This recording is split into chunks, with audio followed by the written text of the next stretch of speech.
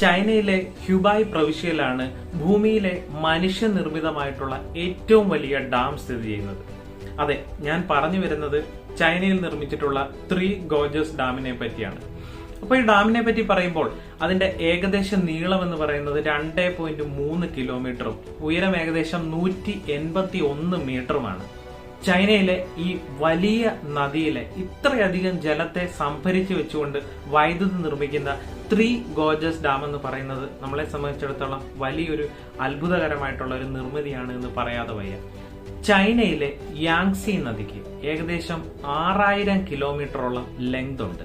ചൈനയിലെ എന്നല്ല, ഏഷ്യയിലെ തന്നെ ഏറ്റവും വലിയ നദിയാണ് ഇതെന്ന് പറയാൻ സാധിക്കും. ചൈനയുടെ പകുതിയോളം ഏരിയ കവർ ചെയ്ത് ഒഴുകുന്ന ഈ ഒരു നദി കിഴക്കൻ ചൈന കടലിലാണ് പതിക്കുന്നത് എന്ന് പറയാം. അതിശക്തമായ മഴയെ തുടർന്ന് 1911 നദിയിൽ വലിയ വെള്ളപ്പൊക്കം രൂപപ്പെടുന്നു. ലക്ഷക്കണക്കിന് ആളുകളുടെ ജീവനും സ്വത്തിനും എല്ലാം വലിയ നാശനഷ്ടം വരുത്തി വച്ചതിന് ശേഷം ഒരു 20 വർഷം കൂടി കഴിഞ്ഞപ്പോൾ 1931 വീണ്ടും അതിശക്തമായൊരു വെള്ളപ്പൊക്കം രൂപപ്പെടുന്നത് നമുക്ക് കാണാൻ സാധിക്കും. ആദ്യം ചൈനയിൽ സംഭവിച്ചതിന് സമാനമായിട്ട് മറ്റൊരു ദുരന്തമായിരുന്നു ഈ രണ്ടാമത്തെ വെള്ളപ്പൊക്കം സമ്മാനിച്ചത്.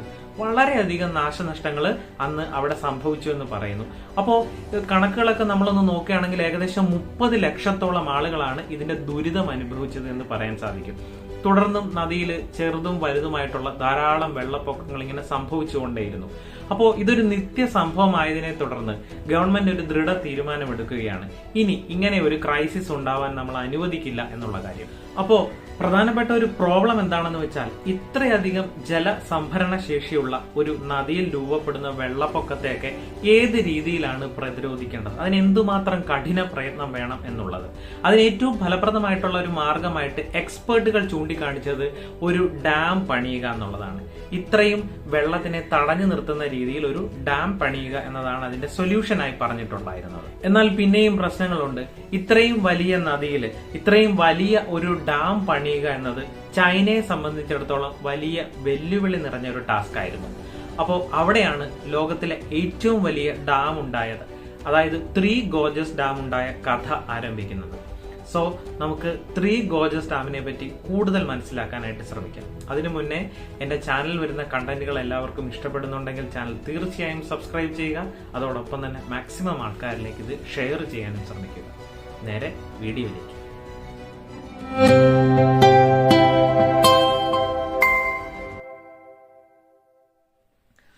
വലിയ ആലോചനകൾക്കൊക്കെ ഒടുവിൽ, വലിയ തീരുമാനങ്ങൾക്കൊക്കെ ഒടുവിൽ 1994 ഡാമിന്റെ പ്രവർത്തനം ആരംഭിക്കുന്നത് കാണാം. 40,000-ഓളം ജോലിക്കാരാണ് ഡാമിന്റെ നിർമ്മാണത്തിനായി പ്രയത്നിച്ചത് എന്ന് പറയാം. 17 വർഷത്തെ കഠിന പ്രയത്നത്തിനൊടുവിൽ 2011 ഡാം ഫുള്ളി ഫങ്ഷണൽ ആവുന്ന കാഴ്ച കണ്ടു. ഏറ്റവും വലിയ ഡാം എന്ന് പറയുന്നതിനോടൊപ്പം തന്നെ ഭൂമിയിലെ ഏറ്റവും വലിയ കോൺക്രീറ്റ് സ്ട്രക്ചർ എന്ന് കൂടി നമുക്കിതിനെ വിശേഷിപ്പിക്കുവാൻ സാധിക്കും. 200 കോടി 80 ലക്ഷം ക്യൂബിക് മീറ്റർ കോൺക്രീറ്റ് ആണ് ഈ ഒരു സ്ട്രക്ചർ നിർമ്മിക്കുന്നതിന് വേണ്ടിയിട്ട് ഉപയോഗിച്ചിരിക്കുന്നത്. അതായത് ഉപയോഗിച്ചിരിക്കുന്ന കോൺക്രീറ്റിന്റെ അളവ് കേൾക്കുമ്പോൾ തന്നെ കണ്ണ് തള്ളുന്ന ഒരവസ്ഥയുണ്ടാവും. അപ്പോൾ ഇതൊരു മെഗാ സ്ട്രക്ചർ ആയതുകൊണ്ട് തന്നെ ഈ ഡാം തടഞ്ഞു നിർത്തുന്ന വെള്ളത്തിന്റെ അളവും അത്ര തന്നെ വലുതാണ് എന്നത് സമ്മതിക്കേണ്ട ഒരു കാര്യം തന്നെയാണ്.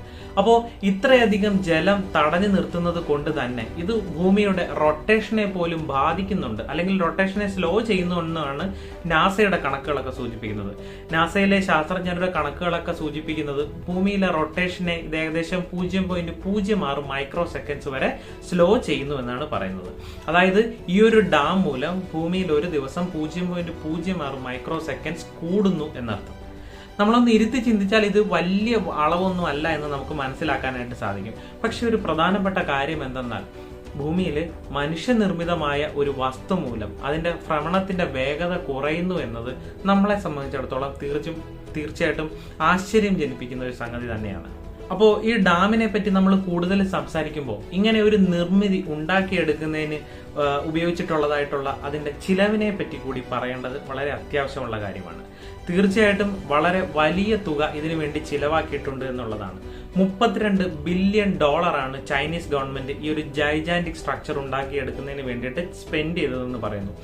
100ഓളം രാജ്യങ്ങളുടെ ആകെ GDP എന്ന് പറയുന്നത് ഈ ഒരു 3 ഗോർജസ് ഡാമിന്റെ നിർമ്മാണ ചെലവിനേക്കാൾ കുറവാണ് എന്നതാണ് വളരെ രസകരമായിട്ടുള്ള ഒരു കാര്യം എന്ന് പറയുന്നത്. അപ്പോൾ ഇത് എത്ര ഒരു മാമത്ത് എമൗണ്ട് ആണ് ഇതിനു വേണ്ടി ചെലവാക്കിയതെന്ന് ഈ ഒരു ഫാക്ട് കേൾക്കുമ്പോൾ തന്നെ നമുക്ക് മനസ്സിലാവുന്നതാണ്.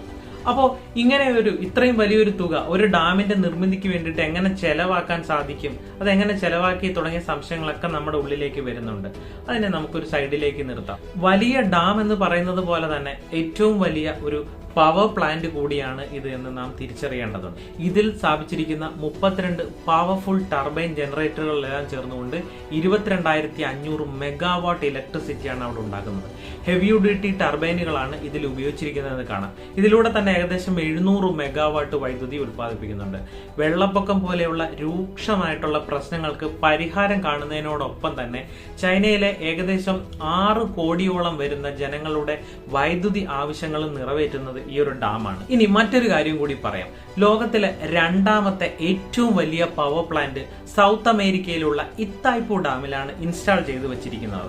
ഇതുമായി ത്രീ ഗോർജസ് ഡാമിനെ ഒന്ന് കമ്പയർ ചെയ്യാൻ ഞാൻ ശ്രമിക്കാം. കമ്പാരിസന് വേണ്ടിയിട്ടുള്ളതൊന്നുമില്ല, എന്നാലും ജസ്റ്റ് ഒരു കമ്പാരിസൺ ചെയ്തു കഴിഞ്ഞാൽ ഇതിന്റെ ഔട്ട്പുട്ട് ത്രീ ഗോർജസ് ഡാമിന്റെ 7 അയലത്ത് വരില്ല എന്നതാണ് ഏറ്റവും രസകരമായിട്ടുള്ള ഒരു സംഗതി. വർദ്ധിച്ചു വരുന്ന ഇക്കോണമിക് ഡിമാൻഡ് ടാലി ആക്കുന്നതിന് വേണ്ടിയുള്ള ആദ്യത്തെ ഡാം ഒന്നുമല്ല ചൈനയെ സംബന്ധിച്ചിടത്തോളം ഈ ഒരു ത്രീ ഗോർജസ് ഡാം എന്ന് പറയുന്നത്.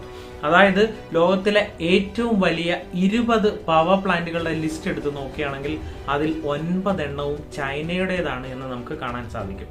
ഈ മേഖലയിൽ ചൈന എത്രമാത്രം സ്ട്രോങ് ആണ് എന്ന് നമുക്ക് ഇതിലൂടെ മനസ്സിലാക്കാനായിട്ട് സാധിക്കും. കഴിഞ്ഞ ഒരു ദശക കാലത്തോളം ഈ ഒരു പ്ലാനുമായിട്ട് വളരെ ആക്റ്റീവായിട്ട് നിൽക്കുകയായിരുന്നു ചൈന എന്ന് പറയുന്നത്.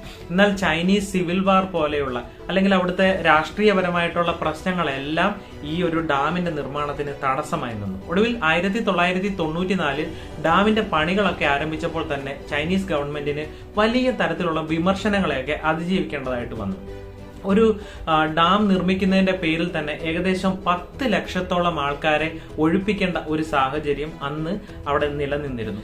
ഡാം നിർമ്മിക്കുന്നതിനും അത് നിർമ്മിച്ചതിന് ശേഷവുമുള്ള സാറ്റലൈറ്റ് ഇമേജുകളൊക്കെ വളരെ വ്യക്തമായിട്ടൊന്ന് നിരീക്ഷിച്ചു കഴിഞ്ഞാൽ ഇതിന്റെ ആവശ്യകത എത്രമാത്രം ഉണ്ടായിരുന്നു എന്ന് നമുക്ക് കൃത്യതയോടുകൂടി മനസ്സിലാക്കുവാനായിട്ട് സാധിക്കും. 2 പർവ്വതങ്ങളുടെ മധ്യഭാഗത്തായി 2300 മീറ്റർ നീളത്തിലും 181 മീറ്റർ ഉയരത്തിലും ഒരു കോൺക്രീറ്റ് ഭിത്തി നിർമ്മിച്ചുകൊണ്ടാണ് യാങ്സി നദിയിലെ വെള്ളത്തെ തടഞ്ഞു നിർത്തിയത്. സാറ്റലൈറ്റ് ചിത്രങ്ങളൊക്കെ നമ്മളൊന്ന് പരിശോധിച്ച് നോക്കുകയാണെങ്കിൽ ഡാം നിർമ്മിക്കുന്നതിന് മുൻപേ നദിയുടെ വിഡ്ത്ത് എന്ന് പറയുന്നത് 700 മീറ്റർ ആയിരുന്നു എന്ന് കാണാൻ സാധിക്കും. എന്നാൽ ഡാമിന്റെ നിർമ്മാണത്തിന് ശേഷം ഇത് 3600 മീറ്ററോളം വ്യാപിച്ചു എന്ന് നമുക്ക് കാണാനായിട്ട് സാധിക്കും. എന്നാൽ ഏറ്റവും വലിയ വെല്ലുവിളി ഇത്രയധികം ജലത്തെ തടഞ്ഞു നിർത്തി അതിന്റെ പവറിനെ ഓവർകം ചെയ്ത് എങ്ങനെ ഒരു ഡാം നിർമ്മിച്ചെടുക്കും എന്നുള്ളത് തന്നെയായിരുന്നു. ജലത്തിൽ എന്ത് തന്നെ ഒരു സ്ട്രക്ചർ നമ്മൾ ഉണ്ടാക്കിയെടുക്കണമെന്നുണ്ടെങ്കിലും അതിനെ തടഞ്ഞു നിർത്തുക എന്നത് ഏറ്റവും ഇമ്പോർട്ടന്റ് ആയിട്ടുള്ള ഒരു കാര്യമാണ്. ഇവിടെയും എഞ്ചിനീയേഴ്സ് ആദ്യം ചെയ്തത് ജലത്തെ സ്റ്റോപ്പ് ചെയ്യുക എന്നുള്ളൊരു മാർഗമാണ്. നദിയുടെ കുറുകെയുള്ള പകുതിയോളം ഭാഗങ്ങളിൽ കല്ലുകൾ നിക്ഷേപിച്ച് അത്രയും ഭാഗത്തെ ജലനിരപ്പ് ഉയർത്തിയെടുത്തു. ഇതിന്റെ ഫലമായി ജലം ബാക്കിയുള്ള സ്ഥലത്തു കൂടി ഒഴുകാനായിട്ട് തുടങ്ങി. ഇപ്രകാരം കല്ലുകളൊക്കെ നിക്ഷേപിച്ചുണ്ടാക്കിയെടുത്ത ഈ ഒരു കോഫർ ഡാം ഡ്രൈ ആകുന്നതിന്റെ മുറയ്ക്ക് അതിലേക്ക് ഡാമിന്റെ 2 പോർഷനുകൾ ഇൻസ്റ്റാൾ ചെയ്യുന്നതാണ് പിന്നീടുള്ള പരിപാടി. ഇനി ബാക്കിയുള്ള ഭാഗത്ത് ഡാമിന്റെ 3ാമത്തെ പോർഷൻ സ്ഥാപിക്കുന്നതിന് വേണ്ടിയിട്ട് പൂർണ്ണമായും ജലത്തെ തടയേണ്ടതായിട്ടുള്ള ഒരു ആവശ്യകതയുണ്ട്. നേരത്തെ പറഞ്ഞതുപോലെ ആ ഭാഗങ്ങളിലും കല്ലുകൾ ഉപയോഗിച്ച് കോഫർ ഡാം പണിഞ്ഞുകൊണ്ടാണ് നമ്മൾ ഈ ഒരു പ്രോസസ്സ് സാധ്യമാക്കിയെടുത്തത്. ഇപ്രകാരം 3ാമത്തെ ഭാഗം സ്ഥാപിക്കുന്ന സമയത്ത് ഒഴുകിയെത്തുന്ന ജലത്തെ ആദ്യ 2 ഭാഗങ്ങളിലുള്ള ടണലുകളിലൂടെയാണ് കടത്തിവിട്ടിരുന്നത്. ഡാമിന്റെ ഫൗണ്ടേഷൻ ബലപ്പെടുത്തുന്നതിന് വേണ്ടിയിട്ട് സ്പിൽവേ ഗേറ്റുകൾ നിർമ്മിച്ചിട്ടുണ്ടായിരുന്നു. അതായത് ഏതെങ്കിലും അടിയന്തര സാഹചര്യത്തിൽ ഡാം ഫുള്ളാകുന്ന ഒരു സിറ്റുവേഷൻ ഉണ്ടാവുകയാണെങ്കിൽ അല്ലെങ്കിൽ ഓവർഫ്ലോ ഉണ്ടാകുന്നതിന് പകരം ഇത്തരം സ്പിൽവേ ഗേറ്റുകൾ മുഖേനയാണ് ഡൗൺ സ്ട്രീം റിവറുകളിലേക്ക് ഈ ജലം എത്തുന്നത് എന്നാണ് പറയുന്നത്. യാങ്സി നദിയിൽ ഉണ്ടാകുന്ന വെള്ളപ്പൊക്കം തടയുക, അതുപോലെ തന്നെ ഇലക്ട്രിസിറ്റി ജനറേറ്റ് ചെയ്യുക എന്നത് കൂടാതെ ഷിപ്പിംഗ് ലൈൻ ഇൻക്രീസ് ചെയ്തെടുക്കുക എന്നൊരു ഉദ്ദേശം കൂടി ചൈനയുടെ മുന്നിലുണ്ടായിരുന്നു. ലോകത്തിലെ ഏറ്റവും വലിയ ഷിപ്പ് ലോക്ക് സ്ഥാപിതമായിരിക്കുന്നത് ഈ ത്രീ ഗോർജസ് ഡാമിൽ തന്നെയാണ് എന്ന് മനസ്സിലാക്കുക. കപ്പലുകളെ ഉയർത്തിയെടുക്കുന്നതിനാവശ്യമായിട്ടുള്ള ലിഫ്റ്റ് സർവീസ് ഉള്ള ഒരു ഡാം കൂടിയാണ് ത്രീ ഗോർജസ് ഡാം എന്ന് പറയുന്നത്. ഇത്തരം ലിഫ്റ്റ് സിസ്റ്റത്തിലൂടെ ഏകദേശം 100 മീറ്ററോളം കപ്പലിനെ ഉയർത്തിയെടുക്കുവാനായിട്ട് സാധിക്കും. അപ്പൊ എന്തിനാണ് ഇപ്രകാരം കപ്പലുകളെ ഉയർത്തിയെടുക്കുന്നതെന്ന് ചോദിച്ചു കഴിഞ്ഞാൽ, ഡാമിന്റെ ഒരു സൈഡിലെ വാട്ടർ ലെവൽ എന്ന് പറയുന്ന ഡൗൺ സ്ട്രീമിനേക്കാൾ 100 മീറ്റർ ഉയരത്തിലാണ്. അതുകൊണ്ടാണ് ഈ രീതിയിലുള്ള ഒരു ലിഫ്റ്റിംഗ് ഒക്കെ അവിടെ നടക്കുന്നത് എന്ന് മനസ്സിലാക്കാം. അപ്പോൾ ഇത്രയും വലിയൊരു ഡാമും അതിലുണ്ടാക്കിയെടുക്കുന്ന പവർ ജനറേഷനും ഒക്കെ അൺമാച്ചബിൾ ആണ് എന്നത് ഒരു വസ്തുതയാണെങ്കിൽ കൂടെ, ഇന്ന് ലോകത്തുള്ള മറ്റേത് ഡാമിനും സംഭവിച്ചേക്കാവുന്നത് പോലെയുള്ള ഗുരുതര പ്രശ്നങ്ങൾ ഈ ഡാമിനും സംഭവിച്ചേക്കാം എന്നത് മറച്ചു വെക്കാൻ പറ്റാത്തൊരു കാര്യമാണ്. ഇത്രയധികം ശക്തിയോടെ നിർമ്മിച്ചിരിക്കുന്നു എന്ന് മനുഷ്യൻ അവകാശപ്പെടുന്നുണ്ടെങ്കിലും പ്രകൃതിയുടെ ശക്തിക്ക് മുന്നിൽ ഒന്നിനും പിടിച്ചു നിൽക്കാനാവില്ല എന്ന ഒരു പാഠം നമ്മളത് ദിനം പ്രതി മനസ്സിലാക്കിക്കൊണ്ടിരിക്കുന്ന ഒരു സാഹചര്യത്തിലാണ് ജീവിക്കുന്നത്. അപ്പോൾ അന്താരാഷ്ട്ര സമൂഹവും ഇങ്ങനെയുള്ളൊരു ഭയപ്പാടോടുകൂടിയാണ് ഓരോ തവണയും ആ ഡാമിനെ കാണുന്നത് എന്ന് മനസ്സിലാക്കാം.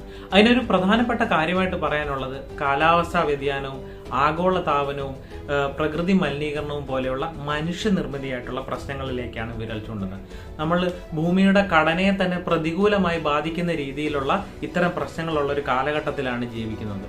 കാലം തെറ്റിയുള്ള മഴയും കുറഞ്ഞ സമയത്തിനുള്ളിൽ കൂടുതലും മഴ ലഭിക്കുന്ന പോലെയുള്ള പ്രതിഭാസങ്ങളെല്ലാം തന്നെ നാം ഭയപ്പെടേണ്ട ചില ഭൗമ മാറ്റങ്ങളാണ് എന്നുള്ള സത്യം കൂടി മനസ്സിലാക്കാം. ഈ ഡാമുമായി ബന്ധപ്പെട്ട് എടുത്തു പറയേണ്ട മറ്റൊരു പ്രധാനപ്പെട്ട പ്രശ്നം എന്തെന്നാൽ, ഡാമിൽ വന്ന് നിറയുന്ന ജലത്തിന്റെ അളവ് 50,000 ക്യൂബിക് മീറ്റർ പെർ സെക്കൻഡ് ആണ് എന്ന് മനസ്സിലാക്കാം. പക്ഷെ ഇതിൽ നിന്ന് പുറത്തേക്ക് ഒഴുകിവിടുന്ന ജലത്തിന്റെ അളവ് വെറും 38,000 ക്യൂബിക് മീറ്റർ പെർ സെക്കൻഡ് മാത്രമാണ് എന്നതാണ് ഒരു വസ്തുത.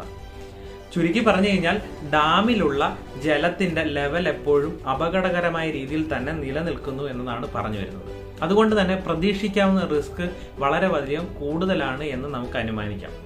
ഡാമുകൾ തകരുന്ന കാഴ്ച നമുക്കിന്ന് ഒരുപാട് സ്ഥലങ്ങളിൽ കാണുവാനായിട്ട് സാധിക്കുന്നുണ്ട്. ചരിത്രമൊക്കെ പരിശോധിക്കുമ്പോൾ ലോകത്തിന്റെ പല ഭാഗങ്ങളിലായി ഏകദേശം 120ഓളം ഡാമുകൾ തകർന്ന റെക്കോർഡുകൾ നമുക്ക് കാണുവാനും മനസ്സിലാക്കുവാനും ഒക്കെ സാധിക്കുന്നുണ്ട്. ഈ ലിസ്റ്റ് പരിശോധിക്കുമ്പോൾ തന്നെ റെക്കോർഡ് ചെയ്യപ്പെട്ടതിൽ വെച്ച് ഏറ്റവും വലിയ തകർച്ചയായിട്ട് എടുത്തു പറയുന്നത് ചൈനയിലെ തന്നെ 2 ഡാമുകളുടെ കഥയാണെന്ന് കൂടി നമുക്ക് മനസ്സിലാക്കാം. 1975 ഓഗസ്റ്റ് 8 ചൈനയിലെ ഹീനാൻ പ്രവിശ്യയിലുള്ള ബെൻഷവു ഡാം അതുപോലെ ഷിമാന്തൻ ഡാമുകൾ അതിശക്തമായ മഴയെ തുടർന്ന് ജലസംഭരണ ശേഷി കൂടുകയും ഒരു പരിധി കഴിഞ്ഞപ്പോൾ അത് തകരുകയും ചെയ്യുന്ന കാഴ്ചകൾ കണ്ടു. കണ്ണടച്ച് തുറക്കും മുമ്പാണ് ലക്ഷക്കണക്കിന് ജനങ്ങളെ ഈ ഡാം തകർത്തെറിഞ്ഞത് എന്ന് മനസ്സിലാക്കും. അതിന്റെ ഗുരുതരാവസ്ഥ അതിൽ നിന്ന് മനസ്സിലാവും. ലക്ഷക്കണക്കിന് ആളുകൾ മരണപ്പെടുകയും കോടിക്കണക്കിന് ആൾക്കാരെ ആ സ്ഥലത്ത് നിന്ന് ഇവാക്യുവേറ്റ് ചെയ്യേണ്ട ഒരു സ്ഥിതിവിശേഷം അന്ന് ചൈനയിൽ ഉണ്ടായി എന്ന് പറയപ്പെടുന്നു. എന്നാൽ ത്രീ ഗോർജസ് ഡാമിനെ പറ്റി ഒന്ന് ചിന്തിച്ചു നോക്കുക. ഇപ്പോൾ ഞാൻ സൂചിപ്പിച്ച ഡാമുകളെക്കാളൊക്കെ എത്രയോ ഇരട്ടി വലുതാണ് ഈ ഡാം എന്ന് മനസ്സിലാക്കുക. അപ്പൊ അതുകൊണ്ട് തന്നെ ഉണ്ടായേക്കാവുന്ന അപകടത്തിന്റെ തീവ്രത ഇതിലും എത്രയോ ഇരട്ടിയാണെന്നുള്ളൊരു ഭീകര സത്വം കൂടി അവിടെ നിലനിൽക്കുന്നുണ്ട്. അപ്പോൾ ഇതെല്ലാം നമ്മൾ ചേർത്ത് വായിക്കുമ്പോൾ വളരെ ഭീതി ജനിപ്പിക്കുന്ന കാര്യങ്ങളാണ് മനസ്സിലേക്ക് വരുന്നത്. അപ്പോൾ നമ്മളൊക്കെ ഭയപ്പെടുന്നത് പോലെ എന്തെങ്കിലും മോശമായിട്ട് സംഭവിക്കുകയാണെങ്കിൽ മനുഷ്യ ചരിത്രത്തിൽ തന്നെ റെക്കോർഡ് ചെയ്യപ്പെടുത്തതിൽ വെച്ച് ഏറ്റവും വലിയൊരു ദുരന്തമായി മാറാനുള്ള എല്ലാ സാധ്യതകളും ഒരുക്കി വെച്ചുകൊണ്ടാണ് ത്രീ ഗോർജസ് ഡാം ഇന്നും നിലനിൽക്കുന്നത് എന്ന് കൂടി മനസ്സിലാക്കാം. ഡാമുകൾ വൈദ്യുത നിർമ്മാണത്തിന്റെ പ്രധാന സ്രോതസ്സാണ് രാജ്യത്തെ സംബന്ധിച്ചിടത്തോളം. അത് തർക്കമില്ലാത്ത കാര്യമാണ്. പക്ഷെ അതേപോലെ അതിൽ വലിയ അപകടങ്ങൾ കൂടി ഒളിഞ്ഞിരിക്കുന്നത് നമ്മൾ കാണാതെ പോകരുത്. അതായത് ശരിയായ രീതിയിലുള്ള ശ്രദ്ധയും വലിയ പ്ലാനിങ്ങും ഒന്നും ഇല്ല എന്നുണ്ടെങ്കിൽ വലിയ അപകടങ്ങൾ വരുത്തി വെച്ചേക്കാൻ സാധ്യതയുള്ള ഒരു പ്രധാനപ്പെട്ട നിർമ്മിതിയാണ് ഡാമുകൾ എന്ന് പറയുന്നത്. ഭൂമിയുടെ സംരക്ഷണം എന്ന് പറയുന്നത് വലിയ പ്രാധാന്യം അർഹിക്കുന്ന ഒരു ടോപ്പിക്ക് തന്നെയാണ് എന്ന് മനസ്സിലാക്കുക. ഭാവിയിൽ ഉണ്ടായേക്കാവുന്ന വലിയ വലിയ അപകടങ്ങൾ ഒഴിവാക്കുന്നതിന് ഭൂമിയുടെ സംരക്ഷണം പരമപ്രധാനമാണെന്നുള്ള വസ്തുത മനസ്സിലാക്കി വെച്ച് കഴിഞ്ഞാൽ ഇങ്ങനെയുള്ള ദുരന്തങ്ങളൊക്കെ ഒരു പരിധി വരെ ഒഴിവാക്കാൻ സാധിക്കുമെന്നാണ് ചിന്തിക്കുന്നത്. ലോകത്തിലെ ഏറ്റവും വലിയ ഡാമായിട്ടുള്ള ത്രീ ഗോർജസ് ഡാമിനെ പറ്റിയും അതിന്റെ ചില പ്രത്യേകതകളെ പറ്റിയുമാണ് ഇന്നത്തെ വീഡിയോയിലൂടെ സംസാരിച്ചത്. അപ്പോൾ ഈ വീഡിയോ നിങ്ങൾക്ക് ഇഷ്ടപ്പെട്ടു എന്ന് കരുതുന്നു. ഇതുപോലെ ഇൻഫോർമേറ്റീവ് ആയിട്ടുള്ള മറ്റു വീഡിയോകൾക്കായി കാത്തിരിക്കുക. വീണ്ടും കാണും വരെ it's me Liju signing off.